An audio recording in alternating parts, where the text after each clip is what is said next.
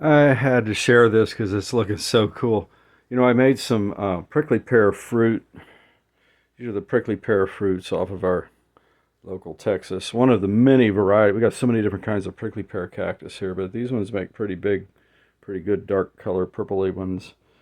And so I had um, cooked a bunch of them before and blended them and then strained them and squeezed them and got all this juice out. And I made kombucha with it. I got actually cheated. I got Arizona iced teas with honey in them, green tea with honey, and those big cans on sale at Walmart for like 50 cents each or something. So I bought a whole bunch of those. I took like 8 of those cans and made that juice from them. Now this is my little hand crank. There's the crank. You can see the crank there. Hand crank. It's actually a wheatgrass juicer that I used to use for wheatgrass. I had a wheatgrass business actually. Long story, but anyway, I put these in boiling water. I put these prickly pears into boiling water. You see they got some of them look kind of wrinkled, but anyway, I wanted to blanch them, kind of soften the outside, and I wanted to kind of sterilize them. So I let them boil in there for like 7 minutes or something. But I didn't want them to cook all the way through because they've got all these anti-diabetic compounds in there. It's good for your insulin. But anyway, I started juicing them, and this stuff is coming out like thick, thick. Look at that, like honey. And I got so many of these. I mean, I must have, I don't know how many pounds. Oh, it's coming out like almost like applesauce. But you know, I was wanting to get these things processed some way so that I could maybe dehydrate it down into a medicine, you know, because oh gosh, about 35 years ago, there was an old guy who lived across the street from us, and he was 90 years old, and his he said his grandmother. I'm going to loosen up this end plug a little bit. Man, I'm going to have to get a tool. That's like tight. His grandmother, so he was 90 years old, and he's talking about his grandmother. So now we're going back. Dang, I can't get that out. Well, I've got another thing I can grab that with. Here, I got my. See if he's needing those. I didn't have the official plug screw for the end of this, so I just found a bolt that would fit in there. But I don't think it's letting anything come out the end. Ouch! Where the pulp is supposed to be coming out. Come on. These things, you know, things will bite you. Okay, get a few turns on that anyway. See what that does, because it's kind of bogging up in here. And okay, and I'm gonna, yeah, it's about 1.5 inches deep, full of this goo in here that ain't coming out the hole too much. So I don't know if this is going to be a failure, but no, it's. See, I'm really cranking fast too. I'm going to turn it backwards and see if it moves things around in there. Oh yeah, it's making it back up in this end. It's kind of gurgling up in there because I'm turning backwards and go forward again. Ooh, sucking it down. There it comes. Oh hey, I'm smarter than I look. You see, this got a bunch of seeds in it too, and I didn't know how it's going to handle those little seeds because they're like little rocks. Come on now, let's go. That is not helping at all. Okay, I'm going to open up the end. Oh, some more.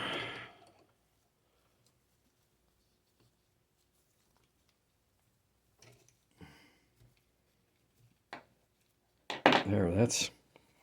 Shoot, that's going to be almost all the way open. I think if it's clogged, though, maybe that needs to happen. Well, it's still pouring the goo out. I mean, it could take. It could. I don't know how long it would take me to, actually do this whole thing. There's probably 1, 2, 3, 4, 5, 6, 7, 8, 9, 10, 20, 30, 40, 50, 60 of these fruits in there. But it is really mashing them into a mash up in here. But I could do that in a blender. Just mash it up in a mash or blend it up and turn it into a soup. But to get it, it's pretty neat that it's coming out there all thick and squeezed like that. Because you know, I made jam out of this stuff. That was a process. Oh my God. But there doesn't seem to be like a lot of... I'm just going to get that bolt all the way up. No, it's not in the way at all. Because I think it's got to be... It's definitely not flowing through the end. And I know there's got to be some pulp gathering up down in there. I think. We'll go backwards again. And then forward. Well, it does make the goo come out when I do that. I go backwards a little and then forward. Still nothing coming out the end though. That's really different. You know, these stainless. This is a stainless steel hand crank, and it was the Back to Basics. But I don't think Back to Basics is around anymore. But the same design was either bought from them or hijacked, or the patent got old or something. But this cone-shaped hand crank stainless steel juicer for whether you're juicing, you know, wheatgrass or fruits and vegetables and leafy greens or whatever.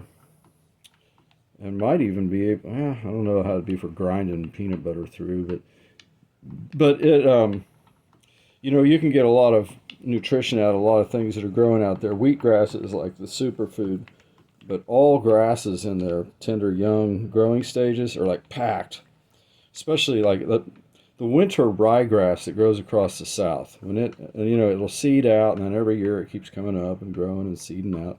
People usually seed it out originally just to hold the soil in when they do a new landscape or something.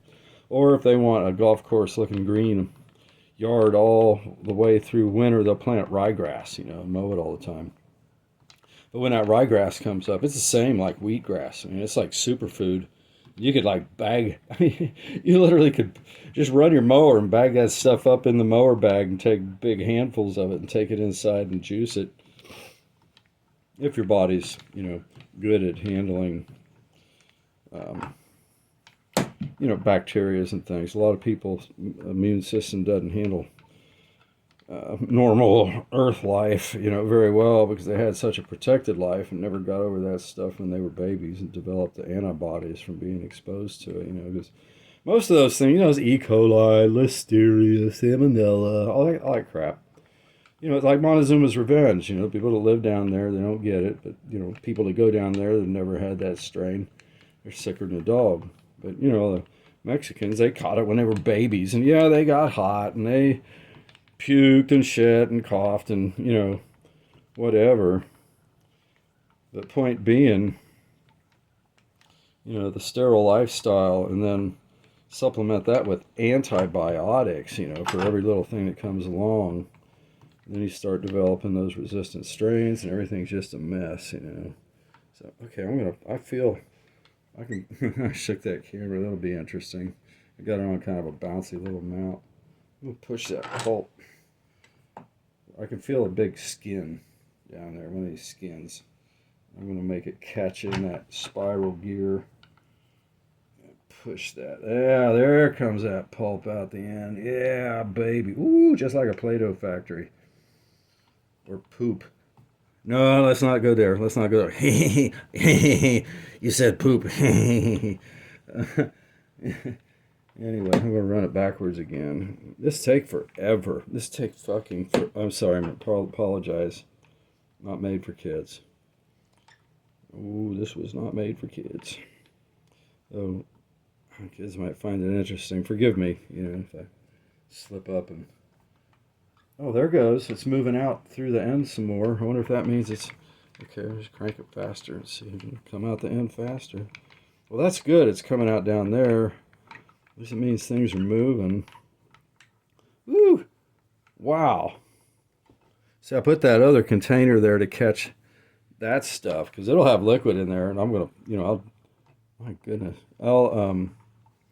saturate that with a little bit of clean water, and then filter it out and catch the juice out of that stuff that's coming out of there. And so you might ask, well, why are you going through all this process in the first place? That's a very good question. It's just kind of in my nature. Oh my goodness. Dang. It's almost like jam already. Interesting. It's interesting. It's different. I don't know what this stuff would do. If I put it in the centrifugal juicer, I don't know. We might have to try that. I mean, I've only done like what, 3 or 4 of these berries. This little one, this all dried up. It's still got, no, I cut that off. Okay.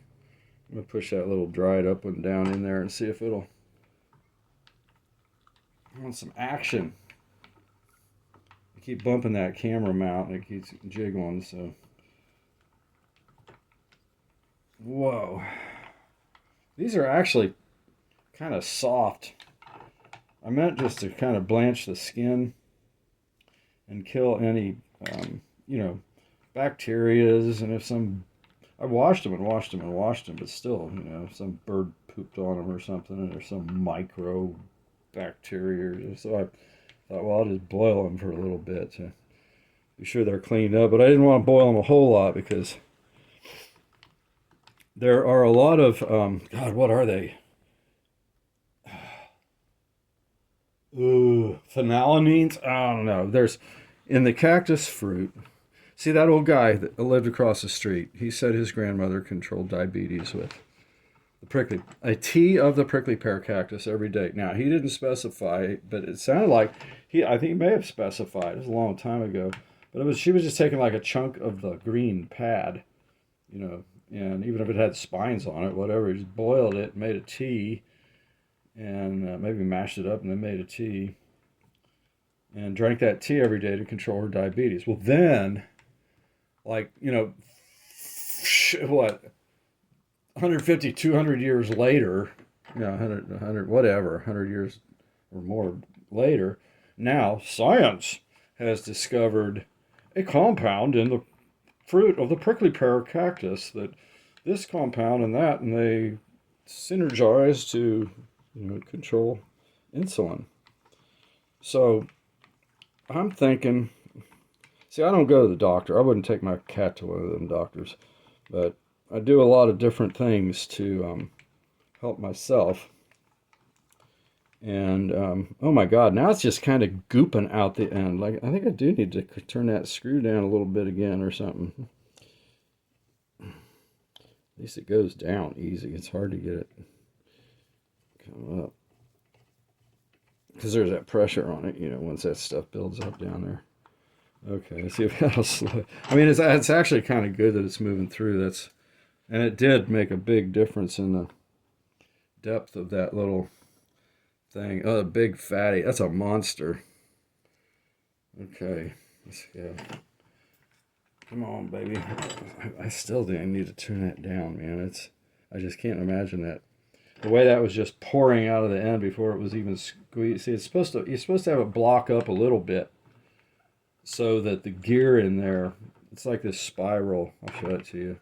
Worm gear.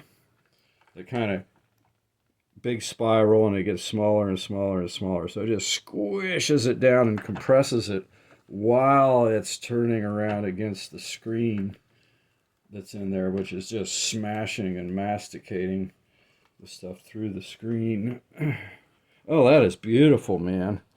Coming out real nice and pink. The stuff I made with this, I've got a picture of it somewhere. The kombucha that I made out of the Arizona green tea with honey. And I just took some kombucha from the farmer's market, a little bottle of kombucha from the farmer's market, and drank most of it. And then I took about 6 ounces, put it in a little jar, covered it with a piece of cloth and a rubber band, let it sit for about 5 days. And it grew, it continues to culture and grow and brew, and it made its own mother, or a, what do they call it, SCOBY on top, the kombucha SCOBY. And it starts forming a little bit of that particulate in the bottom that they call the mother. And the mother is just the germs and bacteria and funguses and everything that contributes to the kombuchanizing of the kombucha. And so anyway, I made that little mother culture, just sitting the old kombucha on the shelf there. Then I added 8 cans of the Arizona tea that I got 50 cents each at Walmart on an on sale day because I just don't like to spend money. So I got it on sale over there, and I let it sit. Oh my God. I got that cactus juice, the prickly pear cactus juice that I had meticulously made. Not like this, but just by cooking it and bagging it and blending it in the strainer. It was a big mess. But I poured about into, I think it was like a gallon of that iced tea. I poured about 7 or 8 ounces of this pure prickly pear juice, and it made that the most beautiful dark pink. I mean, I don't know if the camera will. Yeah, it's representing. It might be representing this color pretty good. It's just the prettiest ruby red, gorgeous pink colored.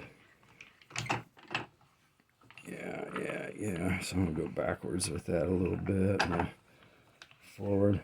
I kind of would like to just open it up and kind of show you what the juicer guts looks like in case you've never seen that. But you can actually, in Texas, hackberry leaves, for instance, are not poisonous. They're edible. Now, they're not going to taste really great, and they got that dry, scratchy feel to them. But you can take leafy greens of many different kinds of plants. Even the wild grape plant that, what do they call it? I call it the Mustang grape, but it's not. It's like the Muscovy wild grapes. And you can juice those leaves through these things, and you've got another. I mean, there's so much of that grows like around Texas. And I mean, you can save those leaves and they're protein and stuff too. The goats love them. But you can dry that stuff out and box it up and save it for wintertime as a salvageable food. So anyway, what I'm going to do here